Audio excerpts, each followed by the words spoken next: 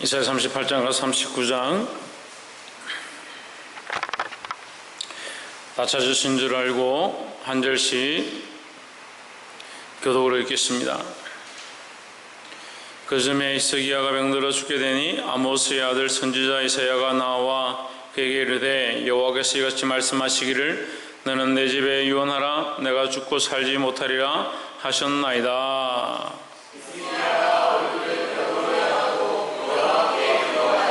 이르되 여호와여 구하오니 내가 주의 앞에서 진실과 전심으로 행하며 주의 목전에서 선하게 행한 것을 주옵소서 하고 심히 통곡하니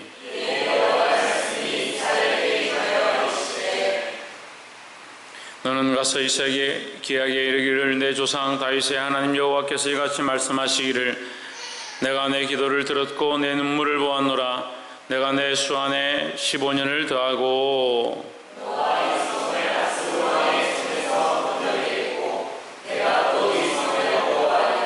나 여호와가 말한 것을 내게 이를 증거로 이 징조를 내게 주리라.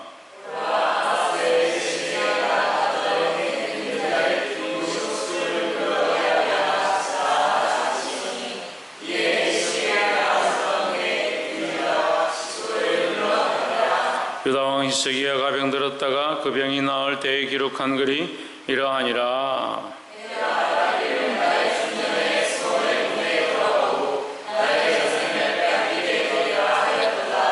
내가 또 말하기를 내가 다시는 여호와를 배우지 못하리니 생존 세계에서 다시는 여호와를 배우지 못하겠고 내가 세상 금인 중에서 한 사람도 다시는 보지 못하리라 하였도다.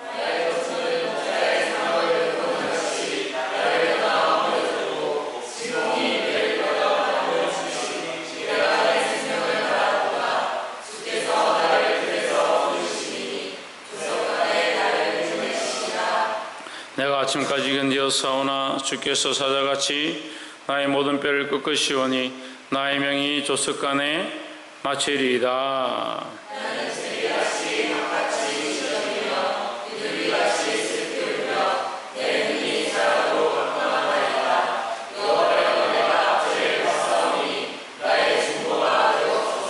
주께서 내게 말씀하시고 또 친히 이루셨사오니 내가 무슨 말씀을 하오리이까 내 영혼의 고통을 인하여 내가 종신토록 가끈히 행하리이다.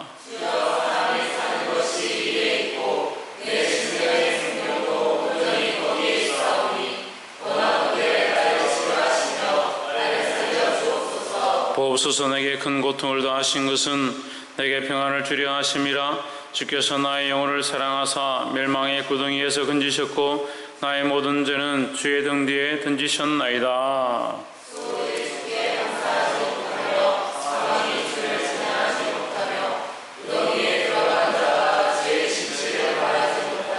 오직 산자 곧 산자는 오늘날 내가 하는 것과 같이 주께 감사하며 주의 신실을 아비가 그 자녀에게 알게 하리이다.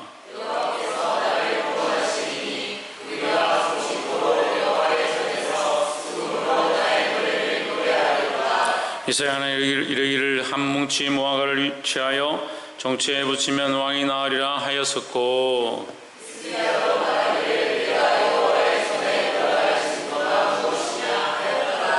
그때에 발라단의 아들 바벨론 왕 무로닥 발라단이 히스기야가 병들었다가 나았다 함을 듣고 글과 예물을 보낸지라.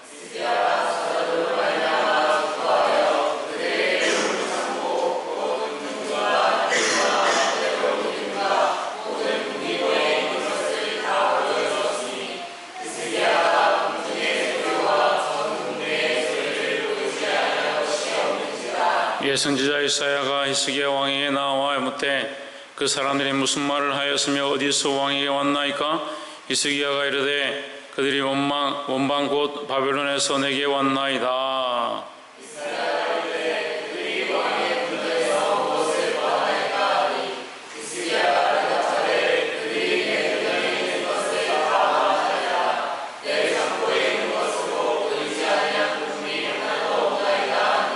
이사야가 히스기야에게 이르되 왕은 만군의 여호와의 말씀을 들으소서.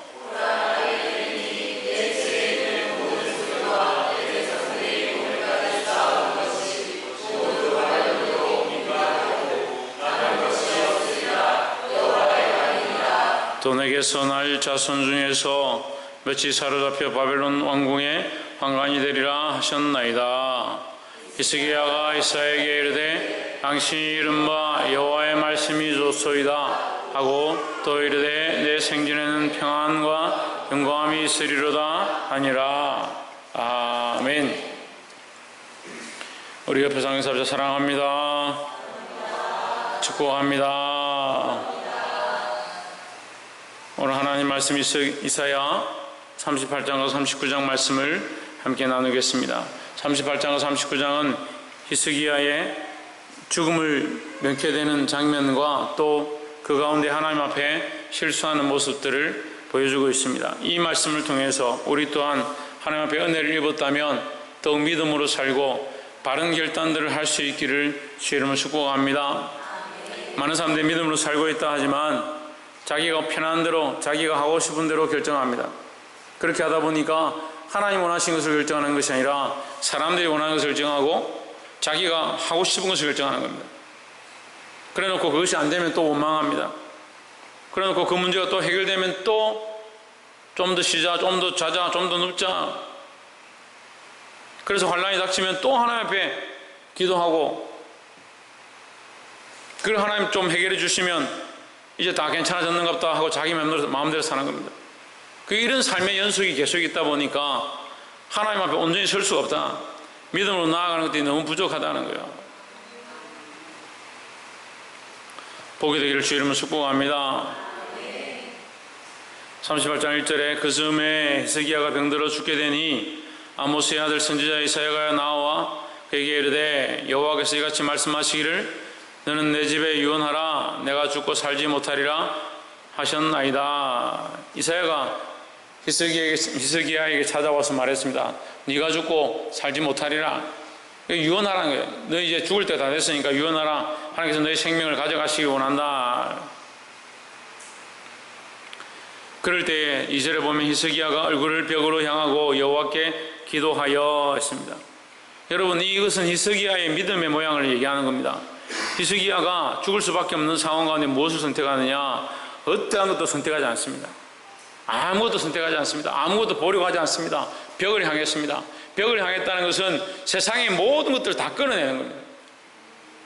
오직 하나님만 바라보겠다는 겁니다. 하나님만 바라보고 하나님께 기도하겠다는 겁니다.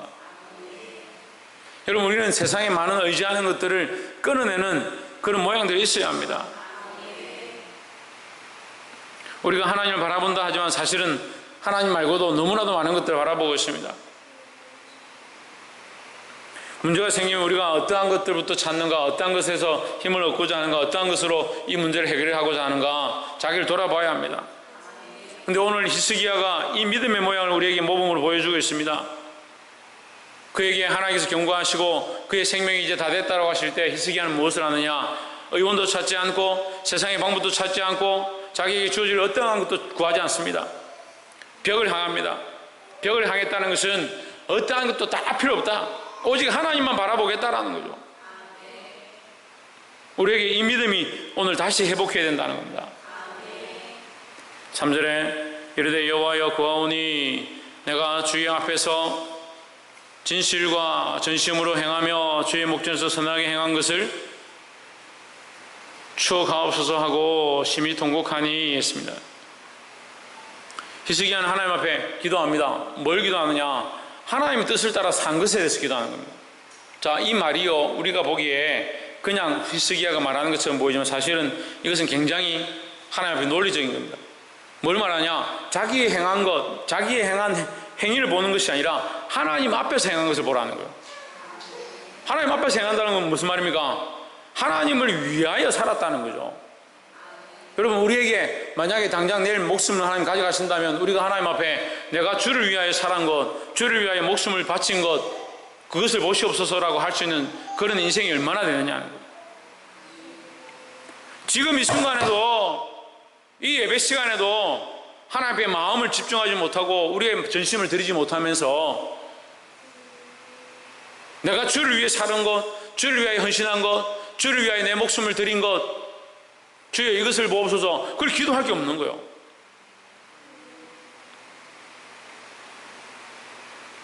우리는 너무 쉽게 히스기야라 부르고 이사야라 부르고 베드로라 부르고 그들이 왜 그것밖에 안 되냐, 왜 예수님의 그 역사를 보면서도 그렇게 행하냐라고 말하고 있지만 사실 우리도 똑같은 겁니다. 오히려 심했으면 더 심했죠. 우리가 하나님의 역사를 보고 하나님의 은혜를 보고 하나님께서 우리에게 이루시는 수많은 일들을 보았습니다. 하지만 뭐하고 있느냐, 조그만 어려움이 닥치면 하나님 버립니다. 내팽개칩니다. 입에 씹고 있던 껌처럼 쉽게 뱉어버립니다.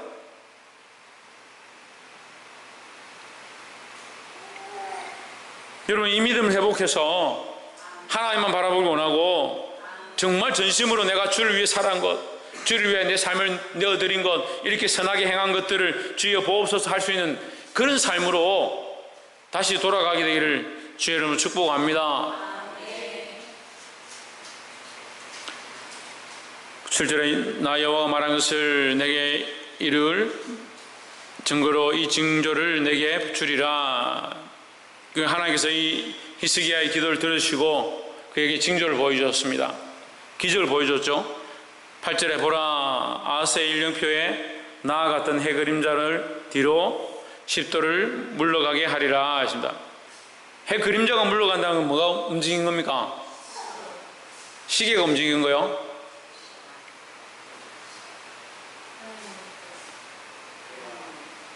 무슨 소리를 합니까? 그림자가 움직이는데 시계가 움직인 거요? 참 큰일이네. 그러니까 하나님 역사에도요, 우리는 자꾸 인간적으로 해석하는 거요. 시계가 움직여서 그림자가 10도 뒤로 물러간 거요? 그래서 아하스의 해시계를 누가 뒤로 옮겨가지고 10도로 옮겼구나, 그렇게 생각하는 거요? 신익임 목사님 뭐가 옮겨간 거요? 하나님 마음이 옮겨간 거요? 하나님 심판이 옮겨간 거요? 김태현 집사님 뭐가 옮겨간 거요?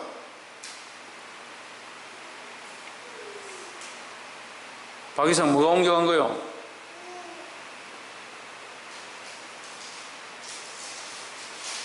홍진우는 뭐가 옮겨간 거요?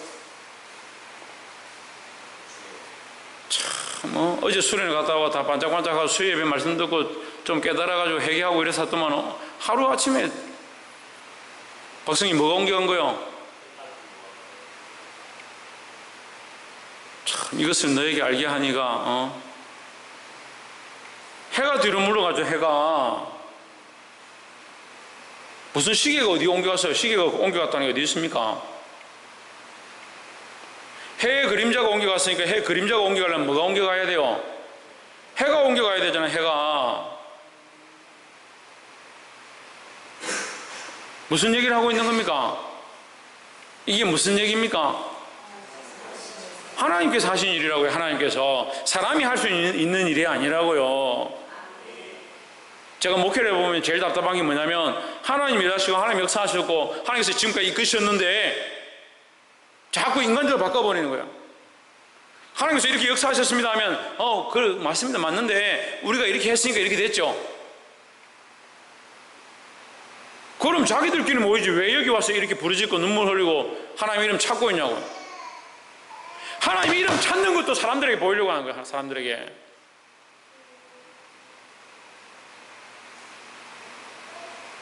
얼마나 썩어가면요, 예배를 사람들에게 보이려고 하고 기도를 사람들에게 보이려고 하고, 이 심각한 거예요. 심각한 거.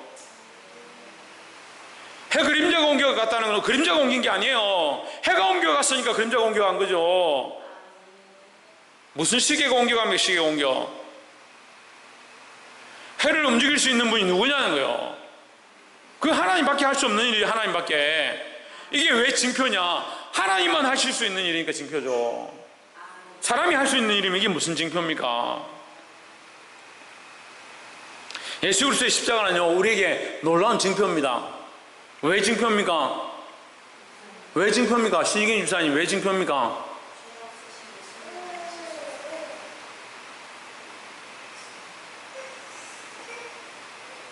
최원영, 우리가 할 수 있는 일이 아니라 하나님께서 하실 수 있는 일이기 때문에, 하나님만 하실 수 있는 일이기 때문에요. 우리가 옮길 수 없다는 거예요. 우리가 죄의 자리를 우리 자체로 옮길 수 없고, 우리의 죄의 문제를 우리 스스로 해결할 수 없습니다. 그런데 누가 하시냐? 하나님이 하셨기 때문에 그게 은혜인 거예요. 하나님이 하셨는데 우리는 자꾸 우리가 하는 겁니다. 예배도 우리가 하고요, 기도도 우리가 하고요. 그걸 뭘 만드냐? 예배도 만들어내고요, 기도도 만들어내고요, 노래도 만들어내고요. 다 자기들이 하는 거예요. 점점 누구를 없애냐? 하나님의 역사와 하나님의 자리를 자꾸 없애갑니다. 없애가요. 그럼 뭐만 남냐? 사람들이 하는 모양만 남는 거예요. 사람들에게 보여지는 것만 남는 거예요.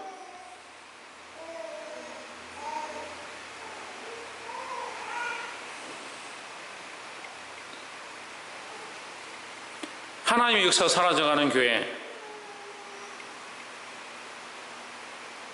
교회의 문제이기도 하고요, 여러분 각자의 문제이기도 합니다. 왜 하나님의 역사가 사라질까? 내게서 하나님의 역사가 사라지고 있다는 것을 보아야 합니다. 누가 하시냐, 누가 보여주시냐, 이게 중요한 겁니다. 해시계의 그림자가 옮겨가고 일령표가 바뀌어지고 그게 중요한 게 아니라요, 하나님께서 이 일을 하셨다는 게 중요한 거예요. 이 하나님이 하신 일을 볼 수 있기를 주의 이름으로 축복합니다. 17절에 보옵소서 내게 큰 고통을 더하신 것은 내게 평안을 주려 하심이라. 이 고통과 평안을 연결하는 겁니다. 17절에 고통과 평안을 연결하는 겁니다.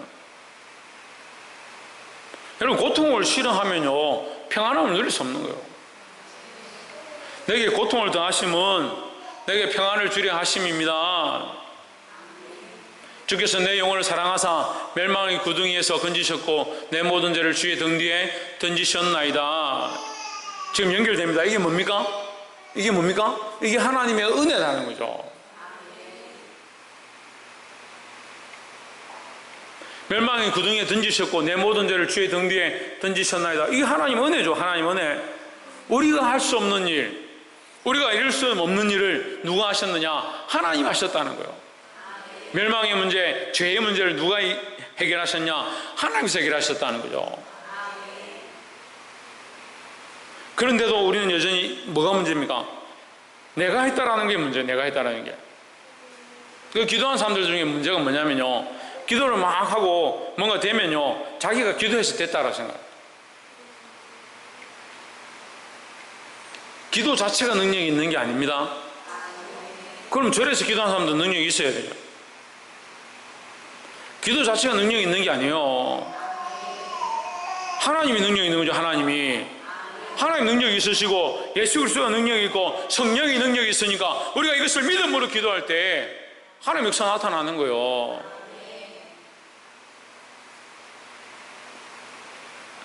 이 하나님의 은혜와 역사를 볼 수 있기를 주의 이름으로 축복합니다.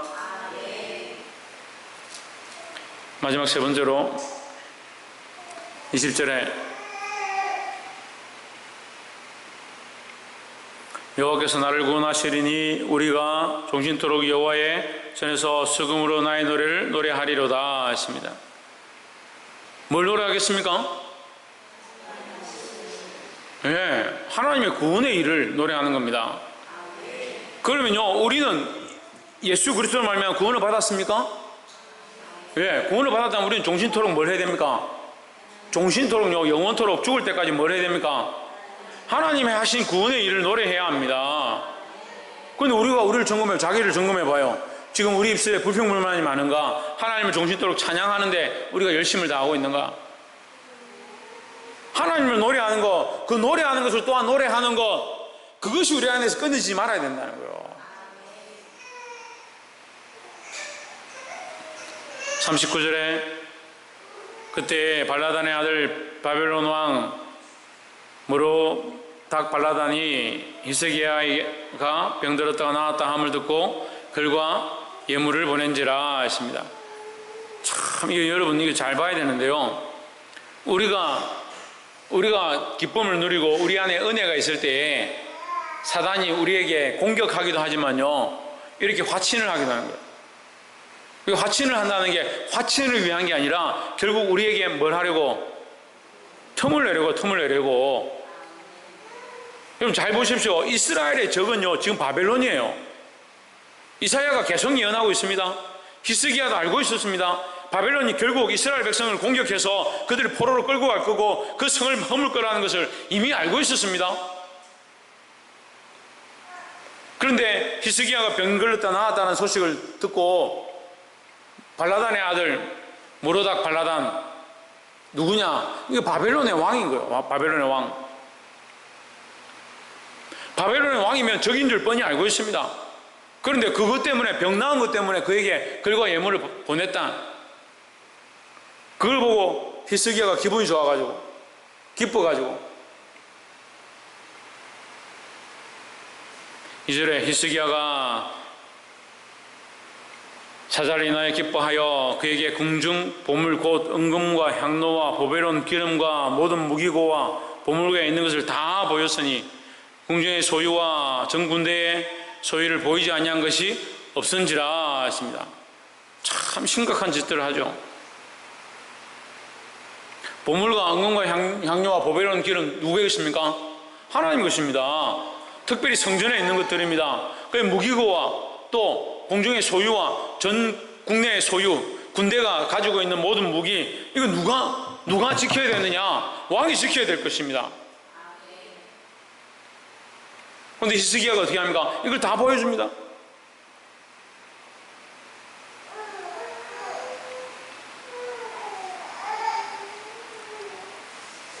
제가 간단하게 얘기하면요, 어떤 지체 한 명이 예수 믿으려고 와가지고 믿음이 자라가고 하나님 기도하기 시작하고 성령 충만함을 입어가니까 몇십 년 동안 연락 없던 부모가 연락이 와가지고 그 청년을 다시 끌고 가는 모습을 제가 보았습니다.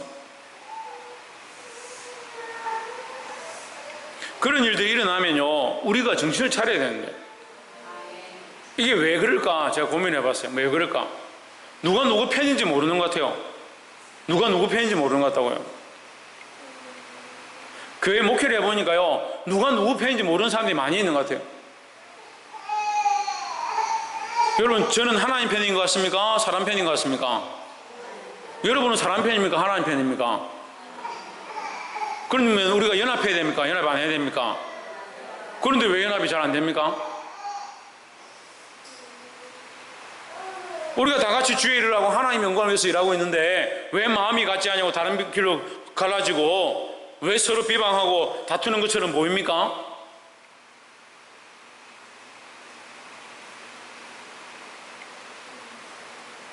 계속해서 마귀에게 마음을 빼앗기고 세상과 타협하고 세상에 자기의 것들을 많이 줘버리고 있으면서 그것이 옳은 줄 착각하는 겁니다. 제가 아이들을 키워보니까요 자기들이 큰 소리 칠 때가 어떤 때냐면 죄를 많이 지었을 때 큰 소리 치더라고요. 착하고 기도 많이 하고 성령 충만하면 큰 소리 안 칩니다. 오히려 잘못했을 때 큰 소리 치고 화를 내는 거예요. 우리가 누구 편이냐? 하나님 편이거든. 우리가 누구의 은혜를 바라보냐? 하나님 은혜를 바라봐야 합니다. 모든 문제와 상황 가운데 누구에게 엎드려야 되냐? 하나님 앞에 엎드려야 되는 겁니다. 최원영 누구에게 엎드려야 된다? 최하인 누구에게 엎드려야 된다? 하나님 앞에 엎드려야 합니다. 근데 우리가 하나님 편에 서고 하나님 앞에 엎드렸는데 왜 연합이 안 됩니까? 왜 생각들이 다릅니까? 그러면서 자신은 하나님 편이라고 생각하고 있습니까? 하나님 편인데 왜 수많은 결정들은 자기 감정대로 합니까? 히스기야도 하나님 편인 줄 자기가 알고 있습니다. 하나님의 은혜로 구원을 받았다는 사실을 자기 스스로 알고 있습니다. 근데 바벨론이 마침 그에게 글을 보내고 예물을 보내니까 그의 마음이 녹아져서 그들에게 보이지 말아야 될 하나님 나라의 영광과 하나님 성전의 그 영화로운 것들과 그 나라를 지키는 무기고 그런 것들을 다 보여버렸다.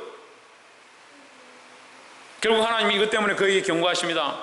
6절에 보라 날이 이르니 내 집에 있는 모든 소유와 내 열조가 오늘까지 쌓아둔 것이 모두 바벨론으로 옮긴 바 되고 남을 것이 없으리라 여호와의 말이니라 했습니다. 저 믿음이 없는 사람들은 이걸 읽고 하나님께서 이 예루살렘 싫어하시고 히스기야 싫어하셔서 그걸 옮기시는구나 이런 착각을 합니다. 잘 보십시오. 이게 누구의 잘못입니까? 누구의 결과입니까? 히스기야의 결과입니다. 우리가 우리의 삶 가운데 우리가 뿌려놓고, 그리고 제가 농담처럼 얘기하는 게 아니에요. 자식을 보고 자식이 말 안 들으면 자식을 놓고 자기가 해결해야 됩니다. 자기의 삶 가운데 뿌려진 것들이 자식이 흘러갔고요. 또한 앞으로 이 아이들이 어떻게 자랄 것들을 염려해서 하나님 앞에 눈물로 기도해야 되는 거예요.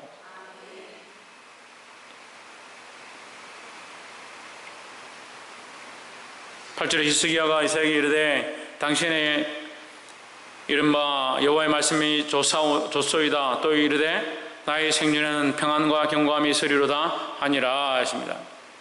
내 생전에는 평안과 경고함이 있으리로다.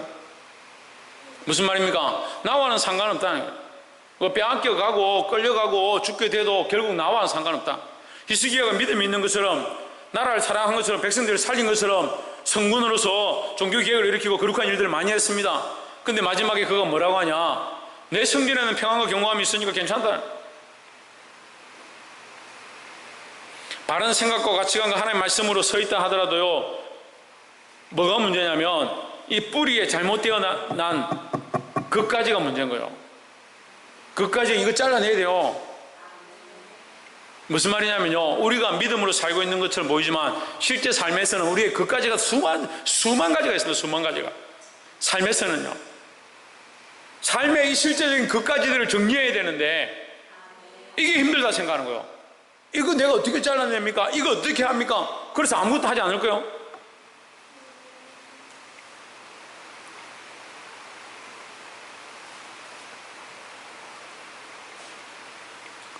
말씀 맺겠습니다.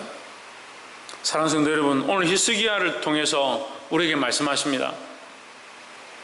히스기야의 이 삶이 하나님 앞에 믿음으로 서 있는 것처럼 보이지만 결국 어려움이 닥쳤을 때 하나님만 바라보고 하나님 앞에 신실하게 살아왔던 모습들을 하나님 앞에 고백함으로 그 은혜를 덧입지만, 하나님께서 그에게 은혜를 덧입혀 주시지만 결국 그가 유혹에 빠져서 자기의 생각대로 걸어가고 자기의 결정대로 그까지가 난 것을 정리하지 않는, 그것으로 말미암아 이스라엘의 이 피 흘림의 대가가 지불되어지는 그런 모습을 보게 됩니다.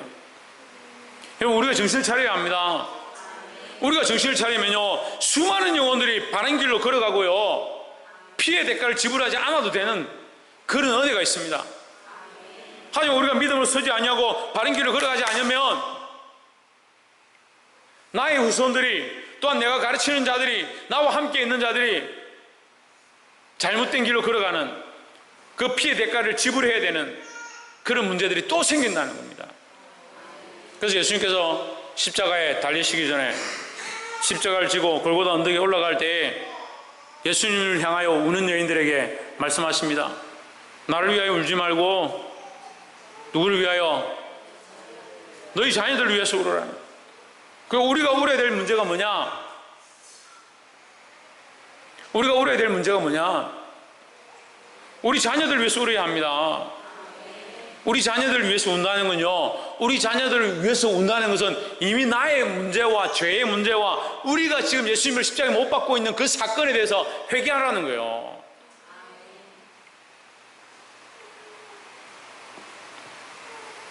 귀 있는 자는 들으시길 바랍니다.